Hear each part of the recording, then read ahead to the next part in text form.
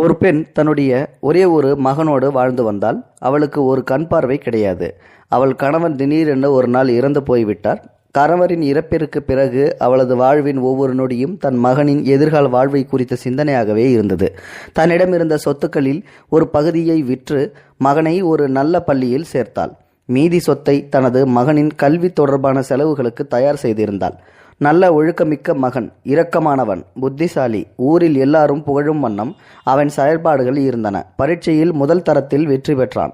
இந்த செய்தியை அறிந்த உடனேயே அந்த தாய் ஆவலுடன் பாடசாலைக்கு சென்று மகனின் வகுப்பறையில் எது என அறிந்து அங்கு சென்று அவனை வாரி அணைத்து முத்தமிட்டாள். என் செல்வமே, முதல் தரத்தை பெற்றுவிட்டாய் என்று இறைவனை புகழ்ந்தாள். சந்தோஷத்துடன் வீடு வந்து அவனுக்கு பிடித்தமான உணவை தயாரிக்க ஆரம்பித்தாள். மகனின் வருகையை எதிர்பார்த்து விழிமேல் விழி வைத்து காத்திருந்தாள். மகன் வந்தவுடன் வாஞ்சையுடன் அருகில் சென்றான். ஆனால் மகன் முகத்தை திருப்பிக் கொண்டாள். தாயுடன் பேசவே இல்லை. நேராக அறைக்குள் சென்று படுத்துவிட்டான். அவளுக்கு ஒன்றுமே புரியவில்லை. பதற்றத்துடன் ஓடிச் சென்று என்னவென்று கவலையுடன் கேட்டான். மகன் சொன்னான், நீ ஏன் என் பள்ளிக்கு வந்தாய்? அங்கு அழகான பணக்காரர்கள் மட்டுமே வருவார்கள். நீயோ குருடி. என் நண்பர்கள் என்னை குருடியின் மகன் என கூப்பிடுகின்றனர். இது பெரிய அவமானம், வெட்கம். இது பின்னர் நீ என் பள்ளிக்கூடமே பக்கம் வரவே கூடாது என்று கத்தினான் கோபமாக. அதிர்ந்து போன தாய் ஆனாலும் மகனின் சந்தோஷம் கருதி, இனி அவ்வாறு நடக்காது, நான் உன் பள்ளிக்கூடத்துக்கு வரமாட்டேன் என்று சத்தியம் செய்தாள். இப்போது அவனது சுபாவம் மேலும் மாறுபட ஆரம்பித்தது. தன்னை தேடி வரும் நண்பர்கள் முன்னும் வரவேண்டாம் என்று தாயை எச்சரித்தான். அவள் கண் கலங்க சரி என்று சொன்னாள். பின்னர் சில நாட்கள் சென்ற பின் தனக்கு குருடியுடன் இருப்பது வெட்கம் என்றும் தான் ஹாஸ்டலில் தங்கி படிப்பதாகவும் சொன்னான். ஒரு நாள் வீட்டை விட்டே சென்று விட்டான். அவன் கதறி துடித்தாள். தினமும் தன் மகனை நினைத்து இறுதி பரீட்சையில் தேர்ச்சி பெற்று மருத்துவ கல்லூரிக்கு மகன் தேர்வானது அவளுக்கு தெரிய வந்தது. தலைநகர் சென்று படிக்க வேண்டும், நிறைய செலவாகும். தனது மீதமிருந்த அனைத்து சொத்துக்களையும் விற்று மகனுக்கு கொடுத்து அனுப்பினாள். 5 வருடம் பறந்து சென்றன. இப்போது அவளது மகன் ஒரு டாக்டர். அவனை பார்க்க ஆசையாக இருந்தால் பலமுறை முயற்சி செய்தும் அவனை பார்க்க முடியவில்லை. அவன் அனுமதிக்கவும் இல்லை. ஒரு கடிதம் மகனிடமிருந்து வந்தது. அதில், அம்மா, நான் இப்போது இந்த நாட்டில் உள்ள சிறந்த டாக்டர்களில் ஒருவன். எனக்கும் ஒரு செல்வந்தரின் மகளுக்கும் திருமணம் நடக்க உள்ளது. அவளும் ஒரு டாக்டர்தான். உன்னை போல் குருடியின் மகன் டாக்டர் என தெரிந்தால் என் திருமணமும் கௌரவமும் பாதிப்படையும். ஆதலால் நான் இந்த நாட்டை விட்டும் உன் பார்வையை விட்டும் கண் காணாத தேசம் செல்கிறேன். இதுதான் அந்த கடிதத்தின் வரிதல். துடிதுடித்து போனாள் தாய். சில வருடங்கள் கடந்தன. முதுமையும் வறுமையும் அவளது ஒற்றை கண்ணுமே அவளிடம் எஞ்சியிருந்த சொத்துக்கள். பசியின் கொடுமையின் காரணமாக ஒரு பணக்கார வீட்டில் ஆயாவாக தினமும் வேலை செய்து வந்தாள் அந்த தாய். அந்த வீட்டின் எஜமானி இள வயதுடையவள், நல்ல இலகிய குணம் படைத்தவள், இறை பக்தி மிக்கவள். அவளும் ஒரு மருத்துவராகவே இருந்தாள். இந்த தாயை தனது தாயாக நேசித்து போதித்து வந்தால் எல்லாம் நன்றாகவே நடந்தன. அவளது கணவன் அமெரிக்காவில் இருந்து திரும்பி வந்தான். தனது எஜமானியின் கணவர் வருகிறார் என்பதால் வாய்க்கு ருசியாக நல்ல உணவுகளை தயார்படுத்தி வைத்திருந்தாள் அந்த குருட்டு தாய். வீடு வந்த அவளது கணவன் சில நாழிகைகளின் பின்னர் சாப்பிட அமர்ந்தான். உணவை ஆசையாக வாயில் அள்ளி திணித்தான். திடீரென்று அவன் முகம் மாறியது. கருமை அவன் முகத்தில் சூழ்ந்து கொண்டது. சடார் என்று தனது மனைவியின் முகத்தை பார்த்து கேட்டான், இதை நீதான் சமைத்தாயா என்று. மனைவி குழப்பத்துடன் இல்லையே என்றாள். அப்படியானால் யார் சமைத்தது? இது அவனது 2ஆம் கேள்வி. வீட்டு வேலைக்காரிதான் சமைத்தாள் என்றாள் மனைவி. உடன் எழுந்த அவன் அடுப்படிக்கு சென்று எட்டி பார்த்தான். உள்ளே அவனது குருட்டுத்தாய். அதிர்ந்து போனார்கள் இருவரும். அவள் இன்னும் இங்கேயே இருக்கிறாள் எனும் ஆத்திரமும் வெறுப்பும் அவள் மூளையை ஆட்டுவித்தது. என் மருமகளா, என் எஜமானி என்ற சந்தோஷமும் மகிழ்ச்சியும் அந்த தாயின் இதயத்தை நிரப்பின. உணர்ச்சிகளால் இருவருமே பேசவில்லை. மீண்டும் சாப்பாட்டு அறைக்கு வந்து மகன் சொன்னான் தன் மனைவியை பார்த்து, இந்த குருடியை உடனடியாக கொண்டு சென்று வேறு எங்காவது கண்காணாத இடத்தில் விட்டுவிடு என்று கத்தினான். அவன் போட்ட சத்தம் அடுப்படியில் நின்ற அந்த அபலை தாயின் இதயத்தில் முட்டி மோதி நின்றது.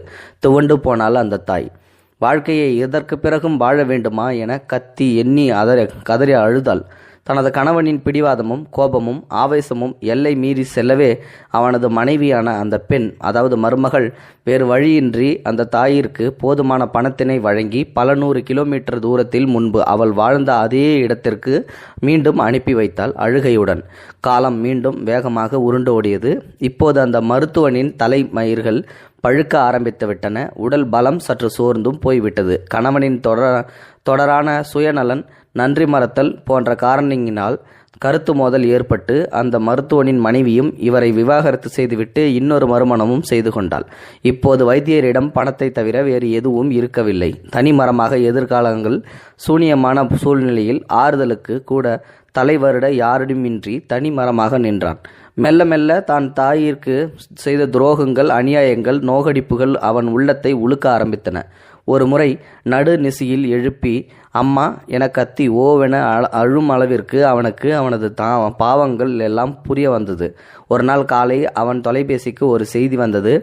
அவனது தூரத்து உறவினர் ஒருவர் பேசினார். உன் தாய் தள்ளாத வயதில் மரணிக்கும் தருவாயில் இருக்கின்றாள் என்பதே அந்த செய்தி. உடனடியாக அவன் தனது காரில் கிளம்பி தாய் இருக்கும் இடத்திற்கு சென்றான். அவன் சென்றபோது அவனது தாய் உயிர் பிரிந்துவிட்டது. உயிர் போன நிலையில் அவளை கட்டிலில் கிடத்தி வைத்திருந்தனர். இப்போது அம்மா என கதறி அழுதான், கண்ணீர் விட்டான். தனது தாயின் உயிரற்ற உடலை நல்ல முறையில் அடக்கம் செய்ய உதவினான். இப்போது ஒரு கடிதத்தை அவனது உறவுக்காரர் ஒருவர் கொடுத்தார். தான் மறைந்த பின்னர் மகன் வருவதாக இருந்தால் மட்டும் இந்த கடிதத்தை கொடுக்குமாறும், இல்லையென்றில் என்னோடு சேர்த்து இந்த கடிதத்தையும் எரித்து விடுமாறும் தாயார் கடைசி தருவாயில் வேண்டிக் கொண்டதாகவும் அவர் சொன்னார். பிரித்து படித்தான். அவன் கண்களில் இருந்து வழிந்த கண்ணீர் அந்த பாலைவனத்தையே சகதியாக மாற்றியது. அந்த அளவுக்கு அவன் கண்ணீர் வந்தது. அதில் இருந்த வரிகள் இதுதான்: அன்பின் மகனே, எனக்கு தெரியும் என் உருவத்தை பார்ப்பது உனக்கு ஒருபோதும் பிடிக்காது என்று. அதனாலேயே எனது மரணத்திற்கு பிறகு நீ வந்தால் மட்டும் இதனை கொடுக்கும்படி சொன்னேன். மற்றபடி உன் மீது எனது அன்பு என்றுமே மாறாதது. இது இறைவனுக்கு மட்டுமே தெரிந்த விஷயம். மகனே, நான் குருடிதான்.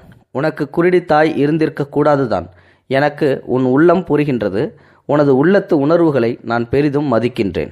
நான் உன்னை சபித்தது கிடையாது, ஏன் கோபப்பட்டது கூட கிடையாது. எனக்கு ஒரு வாழ்க்கை வேண்டும் என்று இருந்திருந்தால் நான் இன்னொரு திருமணம் முடித்து நன்றாக வாழ்ந்திருப்பேன். ஆனால் உனக்காகவே நான் வாழ்ந்தேன். அதை நீ புரிந்து கொள்ளாமல் போய்விட்டாய். மகனே, உனக்கு தெரியுமா நான் ஏன் குருடியானேன் என்று? அப்போது உனக்கு சிறு வயது.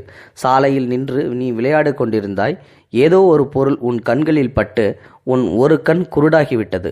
பார்க்காத மருத்துவர்கள் இல்லை. இறுதியாக மருத்துவர்கள் இன்னொருவர் கண் இருந்தால் மட்டுமே உன் பார்வை மீண்டும் கிடைக்க வைக்கலாம் என்றனர். என்ன செய்வதென்று எனக்கு தெரியவில்லை. நேரமும் போதாது. அதனால் என் ஒரு கண்ணை உடனடியாக தானம் செய்து உனக்கு கண் பார்வை கிடைக்க செய்தேன். எனது கண்மணியே, என்னுடைய குருட்டு கண்ணே இன்று உன் கண்களாக இருக்கின்றது. நீ இந்த உலகத்தை, வாழ்க்கையை பார்ப்பதும் அந்த கண்களாலேயே. உனக்கு இதுவும் அவமானம் என்று உனது வலது கண்ணை பிடுங்கி எரிந்து விடாதே. அதை அப்படியே விட்டுவிடு. ஏனென்றால் அந்த கண்களால் தான் நான் உன்னை பார்த்து கொண்டிருப்பேன் என் அன்பு மகனே. இப்படிக்கு என்றுமே உன் அன்புள்ள உன்னுடைய அம்மா. இதை படித்து அந்த டாக்டர் மகன் உருண்டு புரண்டு பிறகு கதறி துடித்து அழுதான். ஸோ கண்டிப்பாக இந்த கதையோட அர்த்தம் எல்லாருக்கும் புரிஞ்சிருக்கும். தன்னுடைய தாய் குருடி என்று மகன் தப்பான கணக்கு போட்டு அந்த தாயை ஒவ்வொரு இடத்துலையும் அவமானப்படுத்தணும். நீ என்கிட்ட வராத, என்னுடைய அம்மானு சொல்லாத அப்படின்னு சொல்லிட்டு கடைசி நேரத்தில் அவனுக்கு அந்த மனைவியும் இவனோட செயல்களை பார்த்து விவாகரத்து ஆகிட்டு அவனை விட்டு பிரிஞ்சு போனதுக்கு அப்புறம்தான் இந்த அம்மாவோட அருமை தெரிய வருது, தன்னுடைய தாயின் அருமை. அது மட்டும் இல்லை, கடைசி காலத்தில் அந்த லெட்டர் மூலயமா தான் தன்னுடைய தாயோட கண்ணு தான் தாங்கிட்ட இருக்குது அப்படின்றதும் தெரிய வருது. இது எவ்வளோ பெரிய செய்தி பார்த்தீங்களா? அந்த மகனுக்கு இது ஒரு பெரிய இடி மாதிரி இருந்திருக்கும். அதுக்கப்புறம் அந்த பையன் ரொம்ப கதறி துடித்து அழுது போனான் அப்படின்னு சொல்கிறாங்க. அதனால் தயவு செஞ்சு உடல் நலம் பாதிக்கப்பட்டோ இல்லை பாதிக்கப்படாமலேயோ தள்ளாத வயதில் இருக்கிற அப்பா அம்மாக்களை என்றைக்குமே நம்ம கூட வச்சு பார்த்துக்கணுமே ஒழிய அவங்கள தன்னந்தனியாக தவிக்க விட்டு அவங்களுடைய பாவத்தை நம்ம சம்பாதிக்கக்கூடாது அப்படின்றதுக்காக தான் இந்த வீடியோ. கண்டிப்பாக இந்த வீடியோ பார்த்துட்டு நீங்கள் கண்ணீர் விட்டுருப்பீங்கன்னு நினைக்கிறேன். அப்படி விட்டவங்க மறக்காமல் உங்களோட கமெண்ட் பாக்ஸில் சொல்லிவிடுங்க. இந்த வீடியோ பிடிச்சிருந்தா லைக் பண்ணுங்கள். மறக்காமல் உங்களோட கமெண்ட் பாக்ஸில் சொல்லுங்கள். முடிந்த அளவுக்கு இந்த வீடியோ மற்றவங்களுக்கு ஷேர் பண்ணிவிடுங்க. கூடவே நம்ம சேனலையும் சப்ஸ்கிரைப் பண்ணி விட்டுருங்க. தேங்க்யூ ஃபார் வாட்சிங்.